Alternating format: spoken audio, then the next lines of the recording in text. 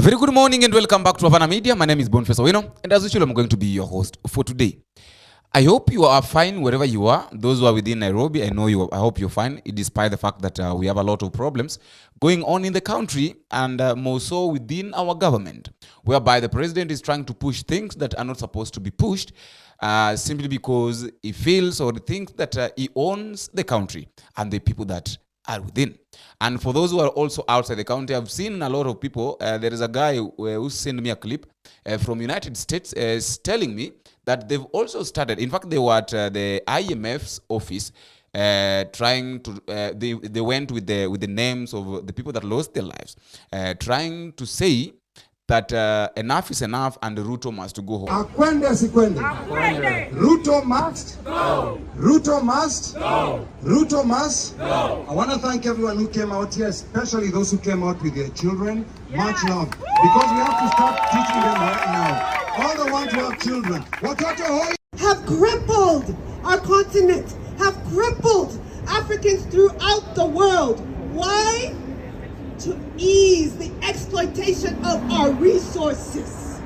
Because from the days of the slave trade to the days now, it is about the theft of resources from African soil to fuel a global economy that renders us invisible.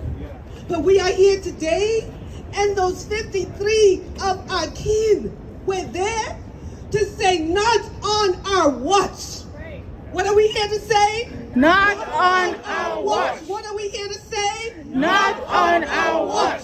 These institutions have said no as we try to build an economy that works to feed our people, where our young children have jobs when they complete their schools, where schooling is free, as was in the constitutions of so many of our countries in the 60s.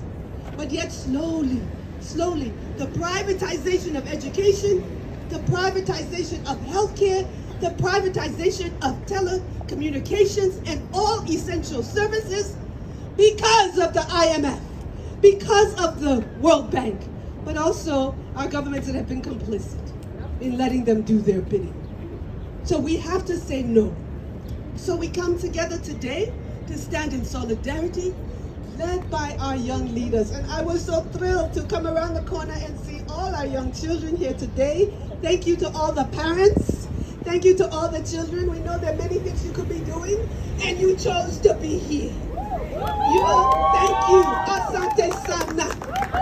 Asante sana. We are here because of you. And we say shame to all those names that you read of those on Capitol.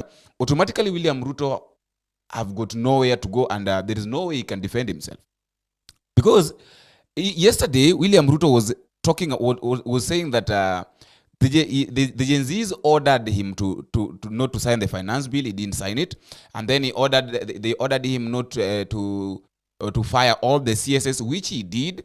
And then he's also going ahead and saying that the Gen Zs themselves call him at the X space. But now, something that really shocked me, and I think this one is one of the major things that have really provoked people, is that William Ruto saying by himself that during the X space meeting, the Gen Zs called him, and then after the Gen Zs had called him, all of them ran away. So in short, it's like William Ruto is trying to tell us that the people that were having meeting on the X space with him were not Gen Zs. Sometimes I fail to understand. And he's also saying that he will not allow. What is shocking is that William Ruto is saying that he will not allow the Gen Zs. He will not allow any demonstration in Kenya, saying that enough is enough. I've been trying to ask myself these questions: that what is really happening? Because at one point, William Ruto is saying this, at one point he's saying this, and he doesn't understand what is really happening, what is really going on with him. Atasaidia nani?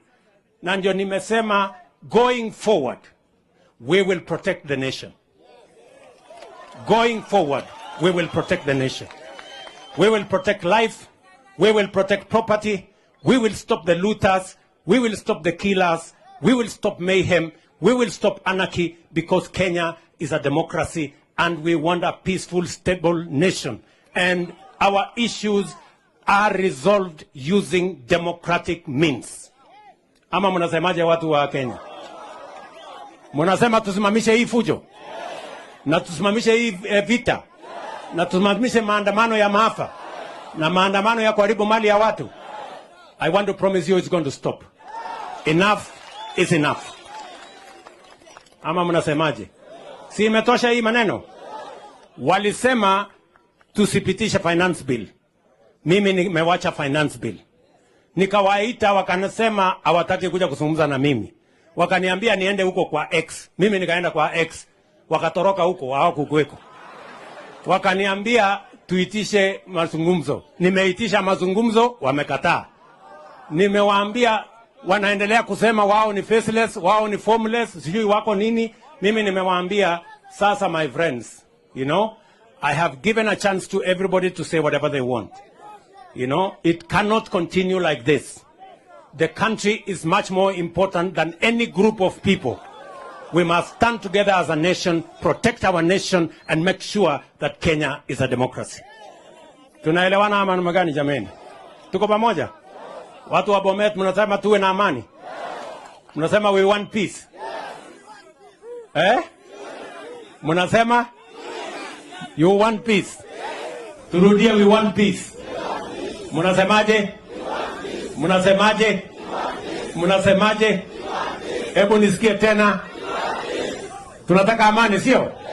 Sasa sisi tunataka amani. Mtu akiwa na maneno akuje kwa mlango ya mbele atuambie ako na mpango mbadala auzia Wakenya wataamua. But there is one thing I have to say. I have to confess this, that the time has come for William Ruto to realize that he has got nowhere to go. He has got nothing that he can do. There is nothing that he can say to these Kenyans that will convince them otherwise. Because any moment William Ruto speaks, he says lies. Any moment William speaks, any moment he stands to say anything, he says lies. And I told you in one of my videos that there are 3 ways in which a president can vacate the office. One, through the election. Second one, through the parliament, whereby the senators will say that is not competent after vetting. And then the third one, by resigning, by just resigning. And I saw, we all know what is happening. For those who are following, I didn't want to talk about, I didn't want to talk about this, but I'll just talk about it maybe in the next video or any other video about this issue, this thing that is happening in Bangladesh. The Bangladesh students striked. And a lot of things, some of them have lost their lives. And it has even forced the leader to run away. It is simply because it is too much. So that is one of the things that can also happen in Kenya. William Ruto can run away. And the only way he can run away is by this thing being pushed. And the Gen Zs have, the moment William Ruto talked about, mentioned that he will not allow any other demonstration to continue, yet the Gen Zs had planned for tomorrow's demonstration, it means that now he has triggered what was in their mind. And he continues triggering it by saying false things. At one mistake that Ruto did is to bring back people like Aden Duale, Kithure Kindiki, David Chirchir, Esther Wahome, all the 6 ex-cabinets. He brought them back on board for the vetting. And then, yet the Gen Zs were saying that there's no way we can recycle, no need of recycling. Bring us new people.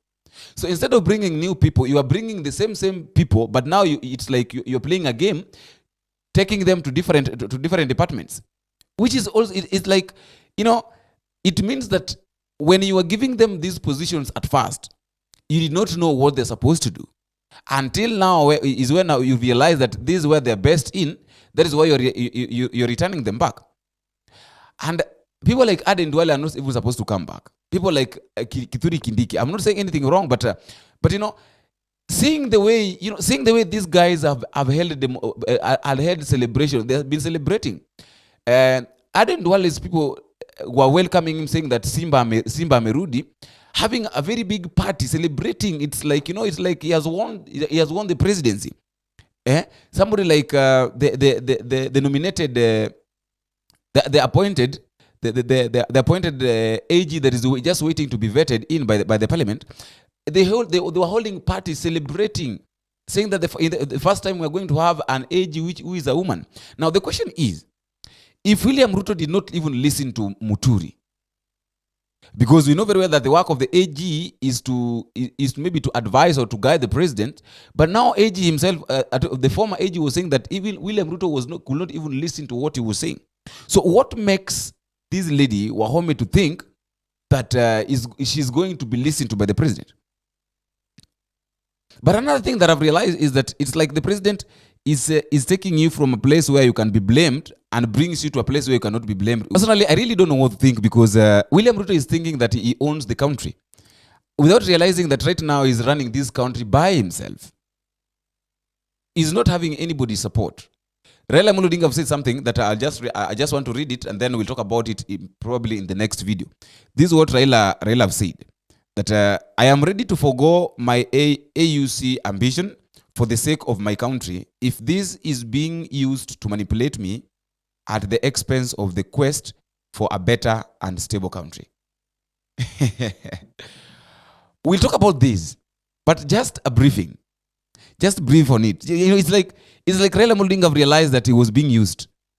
He was being pushed to go for this AU seat, maybe where there was a target, there was a reason. So right now, Raila Odinga is coming back to his senses and realizing that it is better I forgo this. If this is one of the ways that I can be used to manipulate me, then I better forgo it and work for my country, because I know my country needs me. I don't know what you think concerning this issue of William Samoei Ruto, majorly William Samoei Ruto, because that one of Raila Odinga we'll talk about in the next video. I'll discuss, I'll analyze it in the next video, and all I had for today. And until we meet again in the next video, I've been your host, Boniface Owino. Bye bye.